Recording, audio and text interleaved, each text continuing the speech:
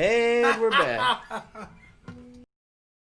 Hello everybody, this is Brandon, and as you know by now, we are in the middle of a global pandemic. And that means for the foreseeable future, all of our interviews will be conducted virtually through Zoom. Now, I've never been a big fan of Zoom. In fact, I've never even used it before. But, in these times, it's the best thing to do to stay safe for us and for the guests. And so, like they say, you get lemons, you make very bitter lemonade. And that's what we're trying to do here. So Zoom being a visual format, I thought it might be a fun idea to do something visual with it.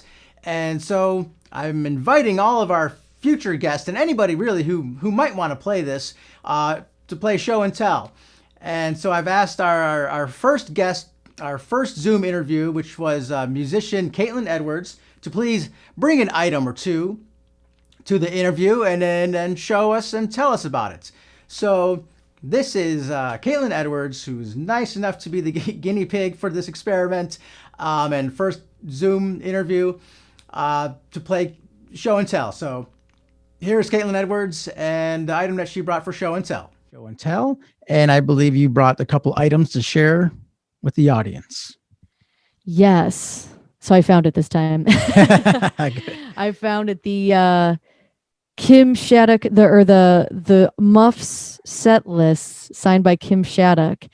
So one of my favorite prized possessions here.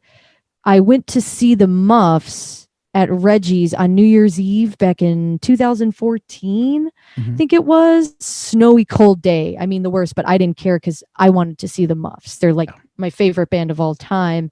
Kim Shattuck's my hero.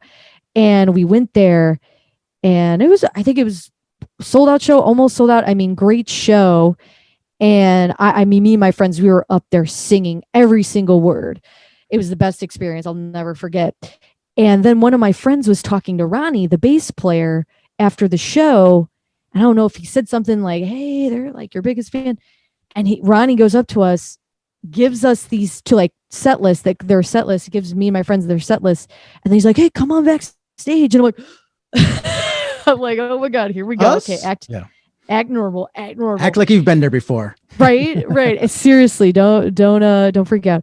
And I get down there and we talk with Ronnie, we meet Roy, who also, he's the drummer. And I was like, what are some tips on how to play drums? Because at that time I was considering playing drums and he had some great tips. And then I got to talk to Kim and that was great. And then I also found the picture that was kind of nice with it there. So I kind of, printed out a little picture there. And so I got to talk with Kim and we just talked about songwriting and what's her favorite album that she's ever recorded in the Muffs, which is Happy Birthday.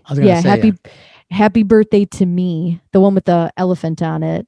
Okay. Which was pretty awesome because that's a great album. And we talked about just, any advice you have for songwriting. And I just said, oh, thank you. You're amazing. You're my hero. Can I give you a hug and thank you for the inspiration? And she's just the kindest person too, by the way, just to, because sometimes, when you meet your heroes and they turn out to be assholes. I was going to ask you about that. I have the biggest fear of that. I've been in situations where even the band were just working at the merch table and no one was coming up to them. And I was like, here's my perfect opportunity. And I was like, I couldn't do it. I was like, yeah, I actually did go buy a record and ask them to sign it. And I just walked away. I was like, nobody's talking to them, but I can't do it.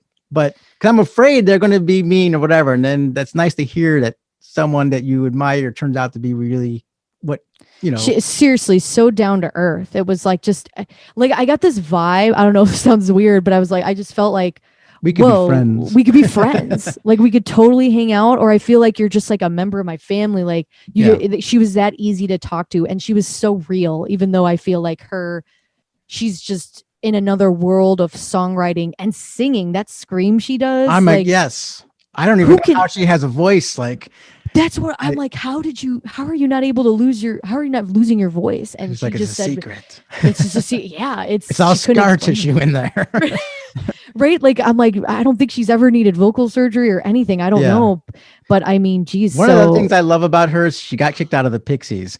And the thing I love about that is because... Was it kicked out? Or did she just get fired or quit? What was that? I like to think that she got kicked out because she was moving around too much. And it's like, well, that's her. Like, that's what she does. You know, she's having fun. She's bringing energy to your music. And if you don't like that, you want her out of the band, well, then screw you, Pixies. I like the Pixies, actually, but I just like the fact that she was true to herself. She didn't like say, okay, I'll just stand there and play the bass. No, I'm going to be myself. That's bizarre to me, because usually when you're in a band, you want people to move around. It actually doesn't.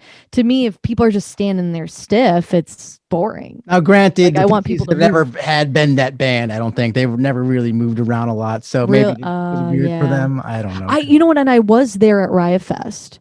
I was mostly there for Kim. I'm like, I just want to see Kim. Oh, was she? You mean Kim Deal or Kim Shattuck, when she played bass with the Pixies at Riot Fest. Catch one of those shows? Oh, okay. So I saw, and I was way in the back because everybody was watching them. And I only know a few Pixie songs. I'm not a huge fan, but I was like, there's Kim. Yeah. More so just cared about Kim. My other favorite bass player is Kim Deal as well, who was from the Pixies originally. Yeah, anyway. I forget her name. She's awesome. Kim Deal, yeah. All right. Thank you, Caitlin. That was our first episode of Show and Tell. If you would like to hear the full episode of the podcast, go to biradio.libsyn.com. That's biradio.libsyn.com. Also, if you like, please subscribe to the YouTube channel. Follow us on Instagram, Facebook, and Twitter. That's BIRP 60406. Or just Google Blue Island Radio Podcast, and you'll find us. All right. Thank you for listening. And once again, thank you, Caitlin, for being our first virtual guest. Thank you and good night.